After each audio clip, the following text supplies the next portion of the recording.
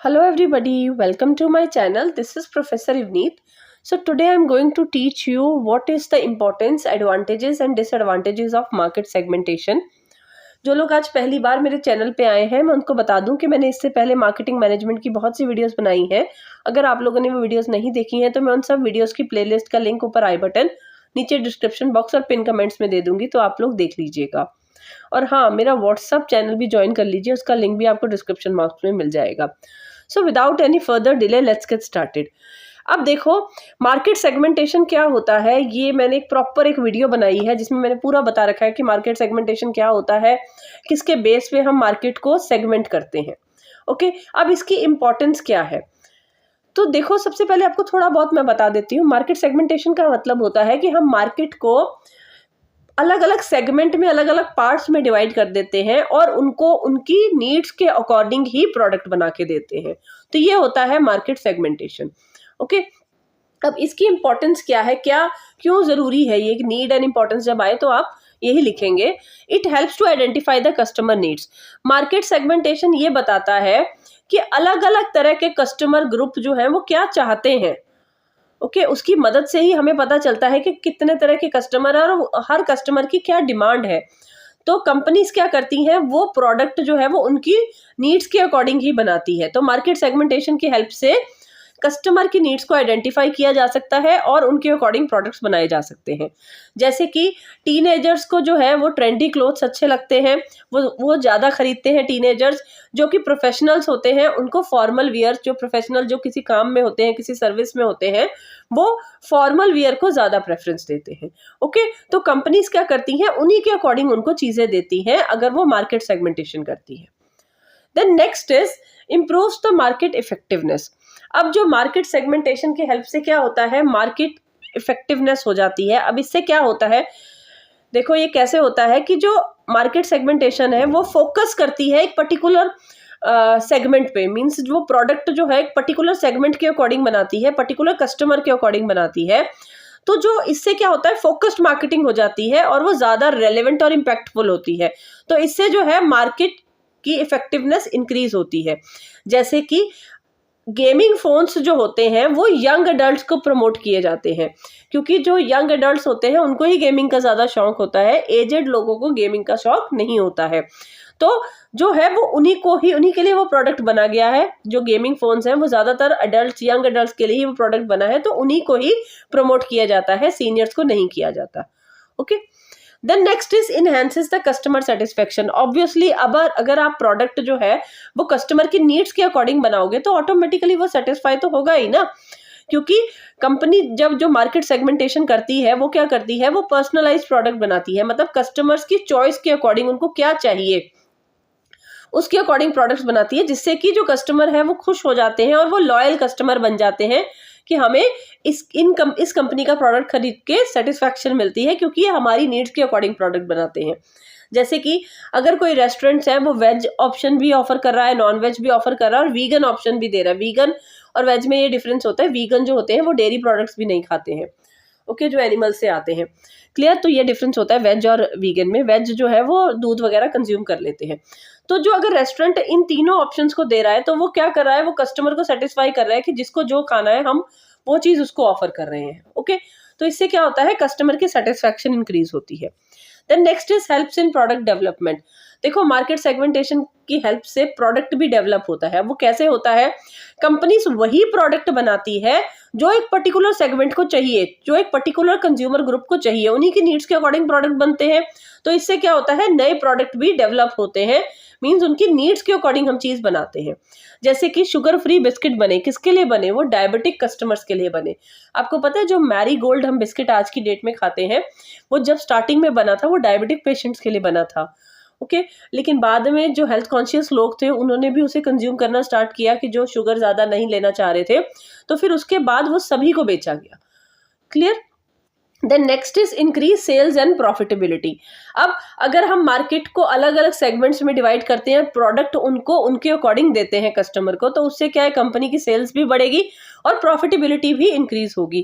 क्योंकि जो कंपनी है वो सही कस्टमर्स के पास जा रही है, जिसकी वजह से उसकी सेल्स इंक्रीज होती है. जैसे कि अगर आप स्कूल बैग्स जो है selling school bags during the back to school season. जब स्कूल का सीजन आता है, मतलब जब नया सेशन स्टार्ट होता है, उसी समय स्कूल बैग्स, ये ज्योमेट्री बॉक्स, ये सब पेंसिल्स, पेन ज़्यादा बिकते हैं, नोटबुक ज़्यादा बिकती हैं, ठीक है। तो जब सीजन है उसी समय अगर आप वो चीज़ बेच रहे हो और स्कूल बैग्स जो है आप बच्चों को जाके केटर कर रहे हो, उन्हीं को या फिर पेरेंट्स को दे रहे हो, तो उन्हीं के लिए वो यूजफुल है, ठीक है। तो मीन्स अगर आप सही कस्टमर्स के पास पहुंचोगे तो ऑटोमेटिकली आपकी सेल्स इंक्रीज होगी। Then next is allows better use of resources. Market segmentation की हेल्प से हम रिसोर्सेज को ज्यादा बेटर तरीके से यूज कर सकते हैं, क्योंकि हम राइट ऑडियंस के पास जाते हैं जो एक्चुअल में हमारा प्रोडक्ट खरीदना चाहते हैं। अगर किसी ओल्ड पर्सन के पास जाके बच्चों की चीजें बेचते फिरेंगे उनके पास, तो वो कभी नहीं खरीदेंगे, क्योंकि वो इंटरेस्टेड ही नहीं है। तो सबसे पहले हमें राइट ऑडियंस के पास जाना बहुत जरूरी है। जैसे कि local salons promote only to nearby residents. जब जो कोई लोकल सलून्स होते हैं वो आसपास के रेजिडेंट्स में ही अपनी मार्केटिंग करते हैं, वो बहुत दूर नहीं करते हैं, क्योंकि उन्हें पता है कि बहुत दूर से तो लोग आ भी नहीं पाएंगे।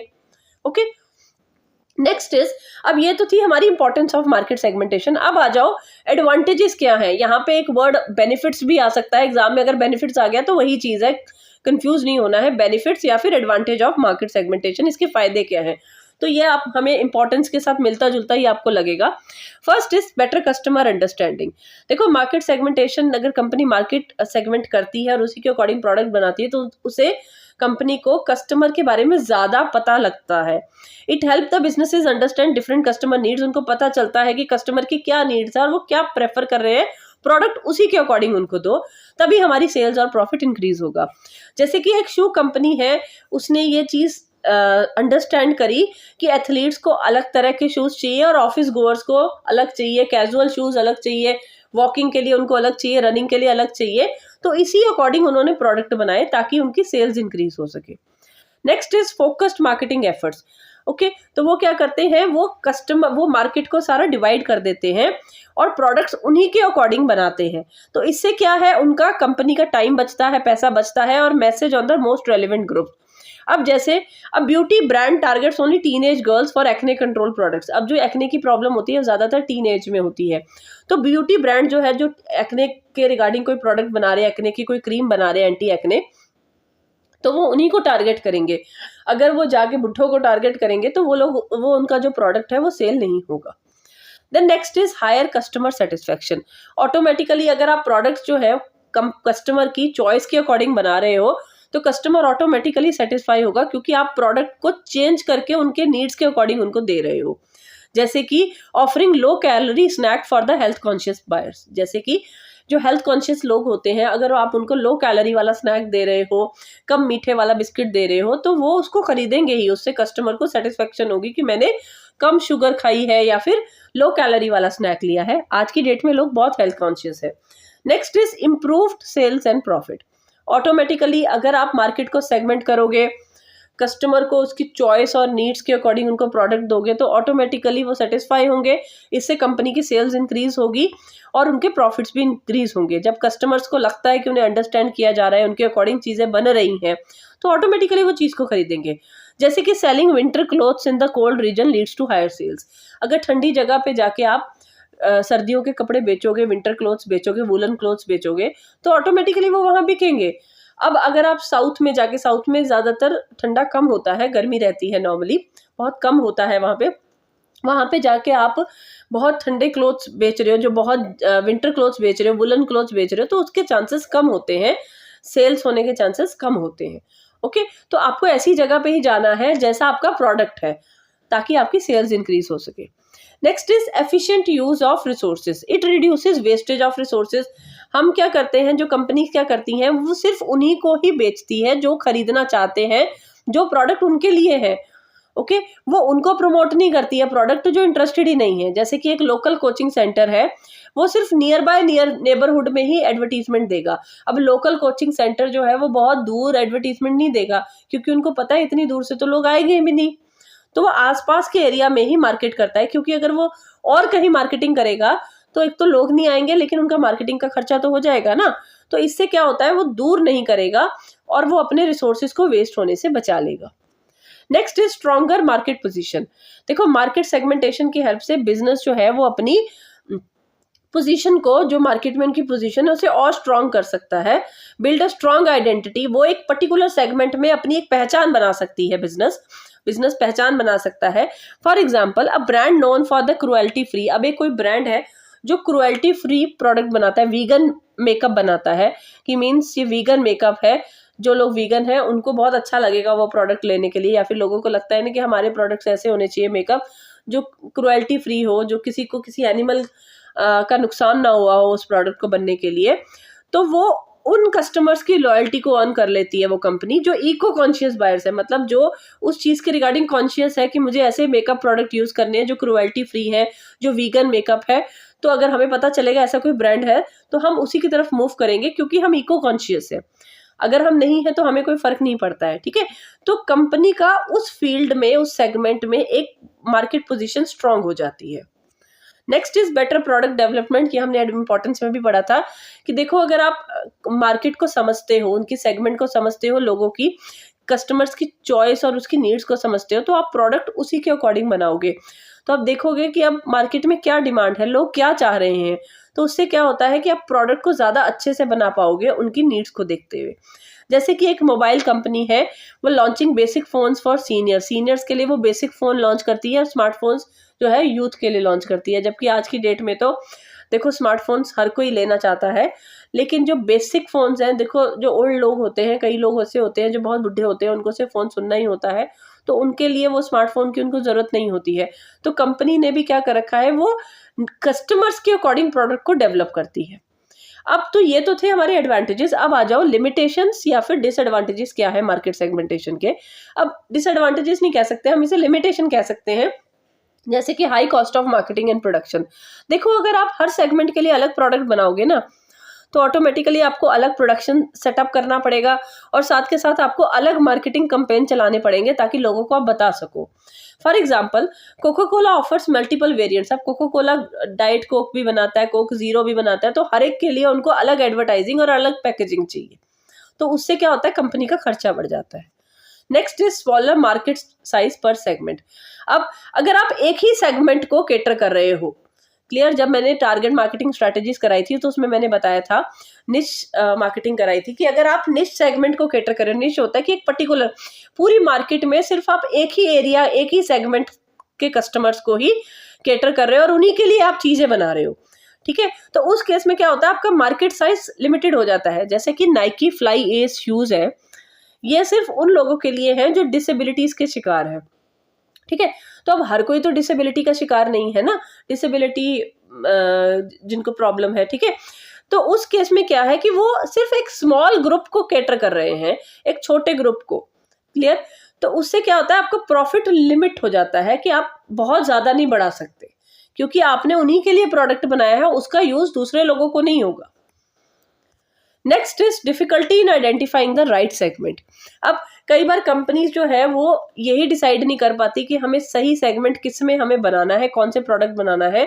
मीन्स वो कस्टमर्स को डिवाइड नहीं कर पाते और उनकी नीड्स के अकॉर्डिंग। जैसे कि डेटॉल ने टारगेट करा मदर्स में miss other users like bachelors और seniors who also use hygiene product. अब जो डेटॉल है वो सब यूज करते हैं, लेकिन डेटॉल ने किसको टारगेट करा, मदर्स को, कि भाई अगर आप घर में डेटॉल यूज करोगे, जिन घरों में रोज डेटॉल यूज होता है वहां बच्चे बीमार नहीं होते। तो उन्होंने किसको टारगेट करा, उन्होंने मदर्स को टारगेट करा, जबकि उसे बहुत तरह के और भी सेगमेंट, ओल्ड लोग भी उसे यूज करते हैं, हर कोई यूज करता है, सीनियर सिटीजन, बैचलर्स भी उसे यूज करते हैं, लेकिन उन्होंने किसको टारगेट करा, मदर्स को। तो उससे क्या होता है कि अगर आप एक को, कई बार ये होता है कि आप एक ही को टारगेट कर रहे हो, उससे क्या होता है दूसरी जो हमारी सेगमेंट होती है वो इग्नोर हो जाती है, एक तरह से आप सही सेगमेंट को आइडेंटिफाई नहीं कर पाते हो। Next is overlapping the needs between segments. कई बार क्या होता है, sometimes the need overlap between segments, different segments में end up wanting the same features. कई बार क्या होता है कि आपने मार्केट को तो सेगमेंट कर लिया, लेकिन हर एक की मतलब जो नीड्स हैं वो एक दूसरे के साथ कई बार मिलती जुलती होती है, उनकी सेम फीचर्स होती है। जैसे कि Samsung targets gamers and young professional separately, उसने गेमर्स को अलग टारगेट करा और यंग प्रोफेशनल को अलग सेपरेटली टारगेट करा, लेकिन देखा जाए तो दोनों गेमर्स और यंग प्रोफेशनल दोनों को ही हाई एंड परफॉर्मेंस जो है फोन चाहिए होता है। क्लियर? लेकिन वो टारगेट अलग अलग कर रहे हैं, उससे उनका खर्चा भी बढ़ता है। तो और कई बार क्या होता है, सेगमेंट की जो नीड्स होती है वो ओवरलैप हो जाती है। Then next is rapid changes in customer preferences. देखो रैपिड होता है बहुत जल्दी। कई अब देखो आज की डेट में इंसान को जो चाहिए हो सकता है उसे कल ना चाहिए हो, क्योंकि प्रेफरेंसेस जो हमारी चॉइसेस होती है वो बहुत जल्दी बदल जाती हैं। आज हमें वो प्रोडक्ट चाहिए, कल हमें नहीं चाहिए। तो उससे क्या होता है, मार्केट ने तो कंपनी ने तो सेगमेंट करा ना अपने प्रोडक्ट को, मतलब मार्केट को सेगमेंट करा और उन्होंने प्रोडक्ट उसी सेगमेंट के अकॉर्डिंग बनाया। हो सकता है लोगों की चॉइसेस बदल जाए, बड़ी जल्दी प्रेफरेंस बदल जाए। जैसे कि फेसबुक है, वो एक समय था कि टीन्स में जो टीन एज के लोग थे उसमें बहुत पॉपुलर था, लेकिन आज की डेट में लोग फेसबुक से तुरंत इंस्टाग्राम पे मूव कर गए हैं। हो सकता है फ्यूचर में कोई और नई चीज आए तो लोग इंस्टाग्राम से फिर वहां मूव कर जाएं। तो क्या होता है, कंपनीज को अपने अकॉर्डिंग या तो चेंजेस करने पड़ते हैं, नए प्रोडक्ट्स बनाने पड़ते हैं, क्योंकि लोगों की जो चॉइसेस है वो तुरंत बदल जाती है। Next is complexity in business operations. देखो बहुत सारी सेगमेंट्स को संभालना और उनके अकॉर्डिंग प्रोडक्ट्स बनाना, उन सबको मैनेज करना बहुत मुश्किल हो जाता है, क्योंकि आपको हर एक के लिए अलग कैंपेन चलाना पड़ता है, हर एक के लिए आपको अलग प्रोडक्शन सेटअप करना पड़ता है। तो कई बार क्या होता है, बिजनेस ऑपरेशन कॉम्प्लेक्स हो जाते हैं। जैसे कि कोलगेट ने बहुत तरह के टूथपेस्ट बनाए हैं फॉर डिफरेंट कस्टमर ग्रुप्स, जिससे क्या होता है उनका इन्वेंट्री वर्कलोड भी बढ़ जाता है, उनको स्टोर करना पड़ता है, अलग प्रोडक्शन सेटअप करना पड़ता है, अलग कैंपेन चलाने पड़ते हैं। Clear? Then next is risk of stereotyping customers. Segmentation can lead to generalization then don't fit all. Stereotype होता है जैसे अगर हमने सोच लिया कि सारे कस्टमर इसी तरीके के हैं, लेकिन एक्चुअल में वो नहीं है। हमने एक जनरलाइज व्यू बना लिया जो कि सब पे फिट नहीं होता है। जैसे कि डव ने फोकस करा mostly on the women in skin care. Dove ने ये फोकस करा कि जो वुमेन है वही स्किन केयर में है, मीन्स वही स्किन केयर करना पसंद करती हैं। लेकिन आज की डेट में क्या है, जो मेल्स हैं वो भी स्किन केयर की तरफ मूव कर रहे हैं, वो भी स्किन केयर प्रोडक्ट्स खरीदते हैं, लेकिन उन्होंने सिर्फ फीमेल्स को फोकस कर रखा है। क्लियर? लेकिन ऐसा आज की डेट में पॉसिबल नहीं है। ठीक है? Then next is ignoring other potential customers. अब focusing too much on the one group, आप एक ही ग्रुप पे फोकस कर रहे हो, जिससे कि आप दूसरे ग्रुप में इन्वेस्ट करने की अपॉर्चुनिटी को मिस कर दे रहे हो। जैसे कि एप्पल टारगेट किसको करता है, प्रीमियम कस्टमर्स को, कि हमें सिर्फ वही कस्टमर हाई प्रोफाइल लोग ही चाहिए जो हमारे प्रोडक्ट को खरीद सके, क्योंकि वो महंगा ही इतना है। लेकिन उन्होंने क्या करा, मिडिल इनकम कस्टमर्स जो खुद भी एप्पल का प्रोडक्ट लेना चाहते हैं, तो उनको उन्होंने बिल्कुल इग्नोर कर रखा है। वो भी खरीदना चाहते हैं लेकिन वो इतना महंगा है वो खरीद नहीं पाते हैं। तो एप्पल जो है वो सिर्फ प्रीमियम कस्टमर को टारगेट करता है, और वो दूसरी जो है दूसरी अपॉर्चुनिटीज है उसमें इन्वेस्ट करने को बिल्कुल इग्नोर कर देता है। Okay, so this was all about advantages, importance and disadvantages of market segmentation. I hope आपको आज का टॉपिक बिल्कुल क्लियर हो गया होगा। इन केस फिर भी कोई डाउट रह जाता है तो आप मुझे प्लीज कमेंट सेक्शन में लिखिए। और हाँ, अगर आपको मेरा पढ़ाया हुआ समझ आता है और आप आगे फर्दर भी मुझसे पढ़ना चाहते हैं तो आप मेरी वीडियो को लाइक कर सकते हैं, शेयर कर सकते हैं और मेरे चैनल को सब्सक्राइब कर सकते हैं। So thank you.